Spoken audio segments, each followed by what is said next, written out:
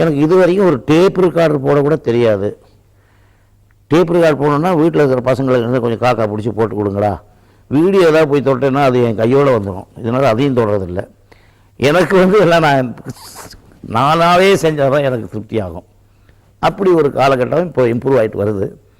Okay, அது நல்லதுக்கு தான். பட் என்னன்னாக்கா கொஞ்சம் லேசினஸ் வருமா இல்லையா, நம்மளாக உழைச்சி ப்ராக்டிஸ் பண்ணி பண்ணுங்கிறது இல்லாமல் அது ஏதோ மிஷின் சொல்லி விட்டா பண்ணுது அப்படிங்கிறது இருக்குது.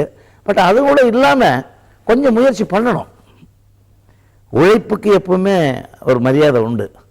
நம்ம ஒரு பெருமை சந்தோஷப்பட்டுக்கிறோம். இல்லாட்டி இதாவது மிஷினை சொல்லி விட்டோம் அது வாசிச்சுன்னு சொல்லி என்ன புண்ணியம், நம்ம 2 பேரையும் வாசிக்கிறோம். அப்படி இருந்த காலம் இப்படி வந்துக்கிட்டு இருக்கு. இனிமேல் சும்மா மந்திரம் போட்டால் ஒரு வேளை மியூசிக் மேஜிக் மாதிரி வந்தாலும் சொல்ல முடியாது. வளர்ச்சி எலக்ட்ரானிக் இன்ஸ்ட்ருமெண்ட் வசதி அப்படி வருது. வேண்டாதவனுக்கு ஒரு ஷூ கொடுத்து ஒரு பொம்மையை விட்டு போய் அடிச்சுட்டு வரக்கூட சீர் போடுறது, இப்படி ஒரு படம் எடுத்துருக்காங்கன்னு சொல்கிறாங்க. அதனால் அதனுடைய வளர்ச்சி வர வர மனுஷன் கொஞ்சம் அசதி, கொஞ்சம் சோம்பேறி ஆகிறானோன்ற ஒரு ஃபீலிங். அப்படி ஆகாதீங்கன்னு நான் சொல்லுவேன் அடிக்கடி. இவ்வளோதான்.